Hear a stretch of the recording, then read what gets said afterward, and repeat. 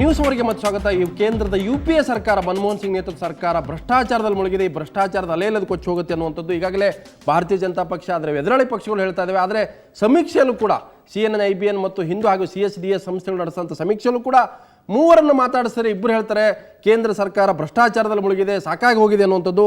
ಅದನ್ನು ಕೂಡ ನೋಡ್ಬೋದು, ಈ ಒಂದು ವರದಿ ನೋಡ್ಬೋದು. UPA ಸರ್ಕಾರ ಎಷ್ಟು ಭ್ರಷ್ಟ ಆಗಿದೆ ಅನ್ನುವಂಥ ಪ್ರಶ್ನೆಯನ್ನು ಮಾಡಿದಾಗ ದೇಶಾದ್ಯಂತ ಬಂದಂಥ ಸಮೀಕ್ಷೆಯಲ್ಲಿ ಅಂದರೆ ಅತ್ಯಂತ ಭ್ರಷ್ಟ ಅನ್ನುವಂಥ ಒಂದು ಉತ್ತರ 34% ಜನರಿಂದ ಬಂದಿದೆ. ಅಂದರೆ 34 ಜನ ಹೇಳಿದ್ರೆ 100ರಲ್ಲಿ ಇದು ಭ್ರಷ್ಟ ಅನ್ನುವಂಥ 32 ಜನ ಹೇಳಿದರೆ ಅಷ್ಟೊಂದು ಭ್ರಷ್ಟ ಅಲ್ಲ ಅನ್ನುವಂಥ ಒಂದು ಉತ್ತರ 10 ಜನರಿಂದ. ಅಂದರೆ ಬಹುತೇಕ 34, 32, 10 ಇವೆಲ್ಲರೂ ಕೂಡ ಭ್ರಷ್ಟ ಅನ್ನುವಂಥದ್ದು ಹೇಳಿದ್ದಾರೆ. ಆದರೆ ಅಷ್ಟೊಂದು ಭ್ರಷ್ಟ ಅಲ್ಲ, ಭ್ರಷ್ಟ, ಅತ್ಯಂತ ಭ್ರಷ್ಟ ಎಲ್ಲರೂ ಕೂಡ ಸೇರಿದರೆ ಬಹುತೇಕ 30, 60, 70ಕ್ಕೂ ಹೆಚ್ಚು % ಜನ ಭ್ರಷ್ಟಾಚಾರದಲ್ಲಿ ಮುಳುಗಿದೆ UPA ಸರ್ಕಾರ ಅನ್ನುವಂಥದ್ದು. ಇನ್ನು UPA ಸರ್ಕಾರ ಎಷ್ಟು ಭ್ರಷ್ಟ ಆಗಿದೆ ಮತ್ತೊಂದು ಪ್ರಶ್ನೆ ದೇಶಾಂತರ ನಡೆದಾಗ ಭ್ರಷ್ಟ ಸರ್ಕಾರವೇ ಅಲ್ಲ ಅನ್ನುವಂಥ ಒಂದು ಪ್ರಶ್ನೆಗೆ 4% ಜನ ಒಪ್ಕೊಂಡಿದ್ದಾರೆ, ಹೌದು ಇದು ಭ್ರಷ್ಟಾಚಾರದಲ್ಲಿ ಮುಳುಗಿಲ್ಲ ಅನ್ನುವಂಥದ್ದು. ಇನ್ನು ಗೊತ್ತಿಲ್ಲ ಅನ್ನುವಂಥವ್ರು ಕೂಡ ಹೆಚ್ಚಿನ ಪ್ರಮಾಣದಲ್ಲಿದ್ದಾರೆ. ಅಂದರೆ ಇವರು ಭ್ರಷ್ಟಾಚಾರ ಇದೆ ಅನ್ನುವಂಥದ್ದು ಗೊತ್ತು, ಅದು ಇಲ್ಲ ಅನ್ನುವಂಥದ್ದು. ಅಂದರೆ ಒಂದು ರೀತಿ ಅಡ್ಡಗೋಡ ಮೇಲೆ ಇರ್ತಕ್ಕಂಥವ್ರು 20% ಇದ್ದಾರೆ.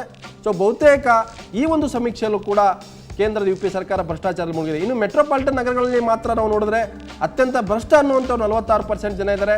ಇನ್ನು ಭ್ರಷ್ಟ ಅನ್ನುವಂಥವ್ರು 31% ಇದ್ದಾರೆ. ಹಾಗೆ ಅಷ್ಟೊಂದು ಭ್ರಷ್ಟ ಅಲ್ಲ ಈ ಸರ್ಕಾರ ಅನ್ನುವಂಥವ್ರು 11% ಜನ ಇದ್ದಾರೆ.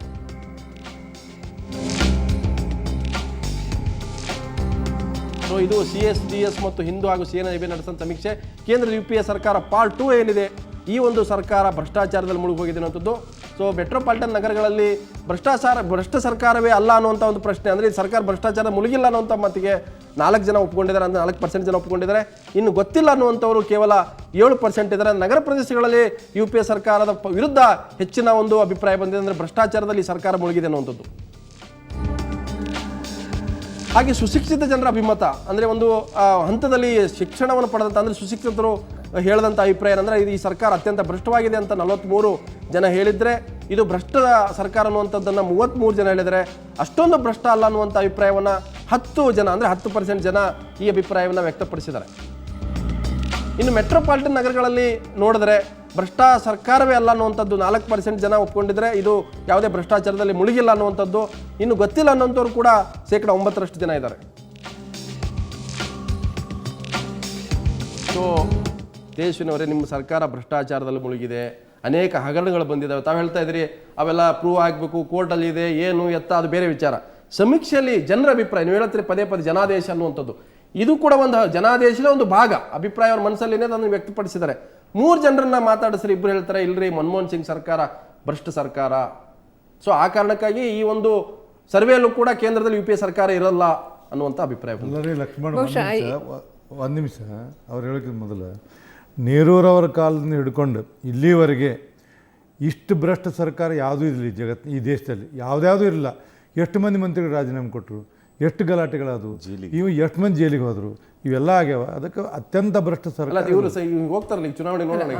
ಬಹುಶಃ ಭ್ರಷ್ಟಾಚಾರದ ಆರೋಪಗಳಿಂದ ಮುಕ್ತವಾದ ವ್ಯವಸ್ಥೆ ಇನ್ನೂ ಇಲ್ಲ ಲಕ್ಷ್ಮಣ್. ಚುನಾವಣಾ ಪದ್ಧತಿ ಎಲ್ಲರೂ ಆತ್ಮಸಾಕ್ಷಿಯಿಂದ ಚುನಾವಣಾ ಪದ್ಧತಿಯಿಂದ ಮನಮೋಹನ್ ಸಿಂಗ್ ಅವರು ದಕ್ಷ ಅಂತಕ್ಕಂಥದ್ದು, ಪ್ರಾಮಾಣಿಕರು ಅಂತಕ್ಕಂಥದ್ದನ್ನ ನಾವು ಇವತ್ತಿಗೂ ಹೇಳ್ತೀವಿ, ಎಲ್ಲರಿಗೂ ಗೊತ್ತದು.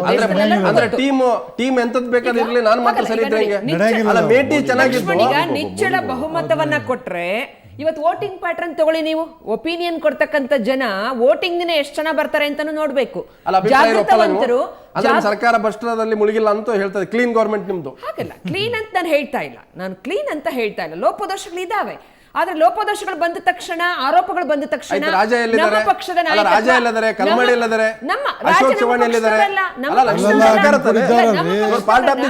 ನಮ್ಮ ಪಕ್ಷದ ಮೇಲೆ ಆರೋಪ ಬಂದ ತಕ್ಷಣ ಅವರ ಮೇಲೆ ಕ್ರಮ ತಗೊಂಡಿದ್ಯಾ ಇಲ್ವಾ ನಾಯಕ? ಒಂದು ಕ್ಲೀನ್ ಗವರ್ಮೆಂಟ್ ಕೊಡ್ಬೇಕಾದ್ರೆ ಇವೆಲ್ಲ ಯಾಕೆ ಆಗ್ಬೇಕು? ಚುನಾವಣಾ ಪದ್ಧತಿಯಲ್ಲಿಯೇ ಲೋಪದೋಷ ಇದೆ.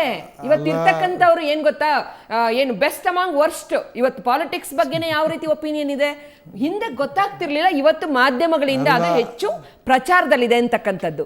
ಗಂಭೀರವಾದ ಆರೋಪ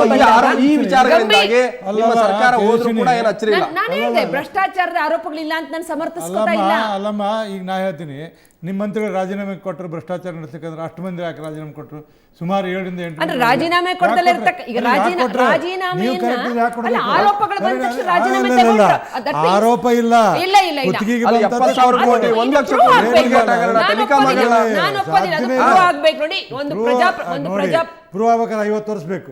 ಅದೆಲ್ಲ ಮತ್ತೆ ಹಾಗಾದ್ರೆ ಪ್ರೂವ್ ಆಗದೆ ತನಿಖಾ ವಿಚಾರ ಅವ್ರು ಹೇಳಿದ್ದು. ಬಟ್ ಆದ್ರೆ ಅದಾರಲ್ಲ ಮಲ್ಕಾಪುರ ಅವರೇ ಪ್ರೂವ್ ಆಗದೆ ಇದ್ರೆ ಆರೋಪದ ಮೇಲೆ ನೀವು ಆಪಾದನೆಯನ್ನ ಮಾಡೋದು ಸಾಧ್ಯನಾ? ಕೊಡ್ಬೇಕು? ಪ್ರೂವ್ ಆಗ್ಬೇಕು. ಈಗ ಗೋಫರ್ಸ್ ಇಶ್ಯೂ ಇರಿ ತಗೊಂಡ್ರು, ಏನಾಯ್ತು ಕೊನೆಗೆ? ಈಗ ಒಂದು ಭಾರತೀಯ ಜನತಾ ಪಕ್ಷ ಏನಾಯ್ತು ಕೊನೆಗೆ? ಅಲ್ಲ, ಭಾರತೀಯ ಜನತಾ ಪಕ್ಷ ಒಂದು ಘೋಷಣೆ ಆಗ್ತದೆ, ಕಾಂಗ್ರೆಸ್ ನಿರ್ನಾಮ ಅನ್ನುವಂತ ಘೋಷಣೆ ಇದೆಲ್ಲ ನಿಮ್ದು.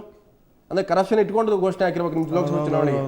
ಕಾಂಗ್ರೆಸ್ ನಿರ್ನಾಮ, ಭಾರತ್ ಬಚಾವ್ ಕಾಂಗ್ರೆಸ್ ಹಟಾವ್ ಅಂತ ಏನೋ ಈ ಘೋಷಣೆ ಇದೆ. ಬಚಾವ್ ಕಾಂಗ್ರೆಸ್ ರಹಿತ ಸರ್ಕಾರ. ಕಾಂಗ್ರೆಸ್ ರಹಿತ ಅಲ್ಲ, ದೇಶ ಅದೇನು 150 ವರ್ಷದಿಂದ ಕಾಂಗ್ರೆಸ್ ಇದೆ. ಕಾಂಗ್ರೆಸ್ ರಹಿತ ಸರ್ಕಾರ ಅಂತ ಹೇಳಿದ್ರೆ ದೇಶ ರಹಿತ ದೇಶ ಇವ್ರದ್ದು. ಸೊ ನಿಮ್ಮ ಘೋಷಣೆ ಕರಪ್ಷನ್ ಇರ್ತಕ್ಕಂಥದ್ದು UPA ಸರ್ಕಾರ. ಸೊ ಈ ಸಮೀಕ್ಷೆ ನೀವು ಒಪ್ಕೊಳ್ತೀರಾ? ನಾನು ಈ ಸಮೀಕ್ಷೆಗೆ ಒಪ್ಪೋದು ಬಿಡೋದು ಮುಖ್ಯ ಅಲ್ಲ. ಆದರೆ ಆಗೋದಿಲ್ಲ ಬಿಡಿ. ಆದರೆ ಇವತ್ತು ಮುಂಬರುವಂಥ ಚುನಾವಣೆ ಲೋಕಸಭಾ ಚುನಾವಣೆ.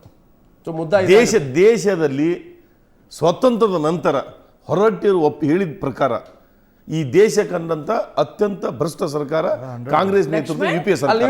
ಒಂದು ಎರಡನೇದು ಕೇಳಿ ನೀವು ಮಾತಾಡ್ಬೇಕು ನನ್ನ ಮಧ್ಯೆ ಬಂದಿಲ್ಲ, ದಯವಿಟ್ಟು ಪ್ಲೀಸ್. ಒಂದನೇದು. ಎರಡನೇದು, ದೇಶದ ಭದ್ರತೆ ಬಹಳ ಸಂಕಷ್ಟದಲ್ಲಿದೆ. ಇವರು ದೇಶದ ಭದ್ರತೆ ಬಗ್ಗೆ ಗಮನ ಕೊಡ್ತಾ ಇಲ್ಲ. ರೂಪಾಯಿ ಅಪಮೌಲ್ಯ ಸ್ವತಂತ್ರ ನಂತರ ಇಷ್ಟು ವರ್ಷಗಳಿದೆ ಮೊದಲನೇ ಬಾರಿ. ಸಾಮಾನ್ಯ ವ್ಯಕ್ತಿಗೆ ಬಳಸುವಂತ ಸಾಮಗ್ರಿಗಳ ದರ ಏರಿಕೆ ಗಗನಕ್ಕೇರಿದೆ. ಇದು ಒಂದು ಕಡೆ.